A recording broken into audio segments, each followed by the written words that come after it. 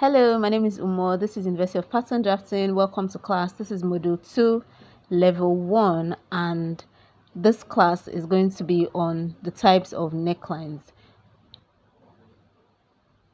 meaning types of front necklines as well as types of back necklines. This list is not in any way exhaustive. However, I would try to list as many types of necklines as I can. I have drafted out the pattern for my basic bodice, and that is what I'm going to be using to illustrate the different types of necklines. So first off, I'm going to be working with the measurements of a UK size 8 female.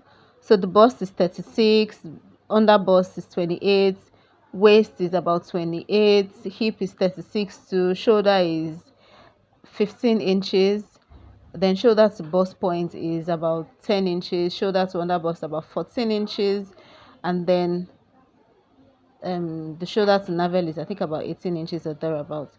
So that's what I am going to be working with, and I'm mentioning the size of the individual I'm using so that you can understand the dimensions I'm going to be using. So first off, we are going to be talking about a surplice neckline. So this kind of neckline is essentially used for wrap dresses, even though from the picture that you can see here it is used for a straight dress, but it's mostly used for a wrap dress. So first off, neck depth I've measured was 7 inches, and then the neck width that I'm going to be working with is about 4.5 inches. So now notice that my paper is folded into two. Can you see that it's actually folded into two? So that when I cut and I open, you would actually see what it looks like. So I've opened up my paper, because when you are trying to cut a surplice neckline, you have to have cut on fold and then be able to open up your paper to draw out the neckline. So I'm using my long ruler to connect my neck width to my neck depth. So I'm going to connect my neck width to my neck depth. However, one of the things that you have to be wary of is that whatever you do, you have to connect to the edge, that bottom left edge of your pattern paper. Do you understand? So I'm just drawing out using a diagonal line to connect just my neck width to my neck depth, and I'm going to retrace that to the corner. Can you see that I'm retracing that to the corner of my pattern paper, to that corner? So this is the actual line that we're going to be working with. So remember, the neck depth was 7 inches, and then the neck width was about 4.5 inches. And so I've used the diagonal line to connect that point. So now when you're cutting on your fabric, you are going to be cutting two of this. So let me illustrate what I mean by that. So I've taken another basic bodice pattern.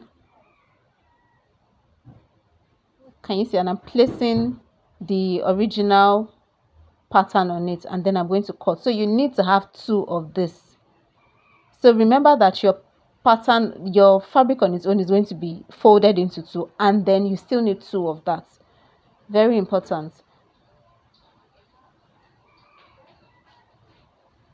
So I'm cutting this out, and then you're going to see what it looks like when I arrange it the way it's supposed to be. So I'm going to open them up and then place it the way it's supposed to be, right sides together. Can you see that?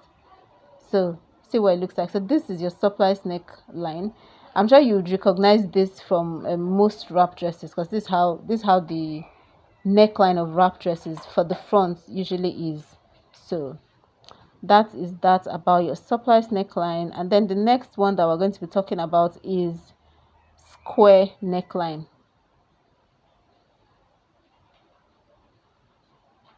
So for square neckline, you can use a neck width of about 4.5 inches by 4.5 inches, depending on what you want. But what you're essentially trying to do is to create a square design at the neckline area. That's essentially what you're trying to do. So I'm just going to go ahead and cut that out.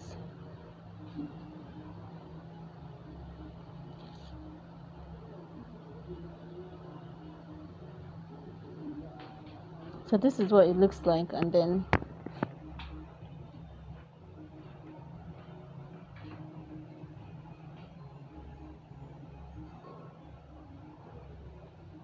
so you can actually have a square neckline that's actually deeper than this and is more revealing. So you can have a square neckline where the cleavage still shows. So to get that kind of achieve that kind of neckline, all you need to do is just deepen it.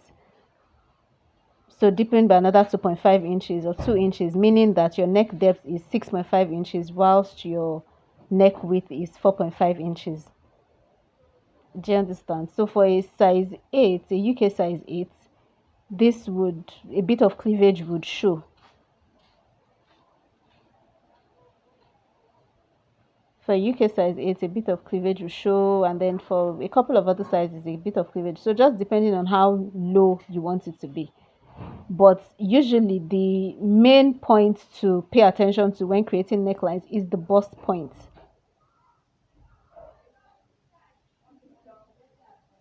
So the next one that we're going to be working on is spaghetti strap. And this is what it looks like. You can see the picture on the screen. So the neck depth I'm using is 5 inches. It can actually be lower than that depending on how low you want the neckline of your spaghetti strap to be. So this is 5 inches, and then it can be sweetheart shape, it can be V shaped, you know, depending on what you want, but this one is straight. So after measuring that, to know where your strap would be located, you have to use your bust span to arrive at that. So for the bust span of this size, UK size 8, bust span is about 8 inches. So divided by 2, that's 4 inches. So you add 1 inch to that, making that 5 inches. Do you understand? So your strap will be at that point where I've drawn the vertical line. Can you see that? So now from that point, you have to connect back to your armhole. From that point, you have to connect it back to the armhole because you can't have a square at that um, armhole side. Then also another thing to note is when you are creating the strap, to know the length of your strap, the length of your strap is your front strap plus your back strap minus 1. Very important. So I've redrawn the armhole for my spaghetti strap, and this is what it will look like at the end of the day when you have cut it.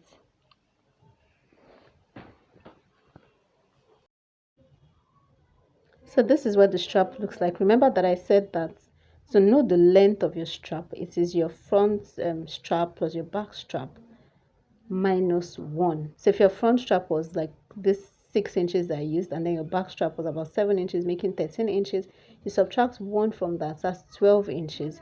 So the length of your strap will be 12 inches. So I hope that is clear. So our next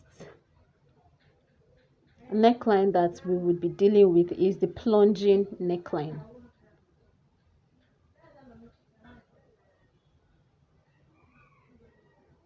So this, please pay attention to this. This is what a plunging neckline looks like. Usually it goes way below your under bust, or it could stop at your bust point, you know, depending. But here I'm using a neck depth of 9 inches and then a neck width of 5 inches.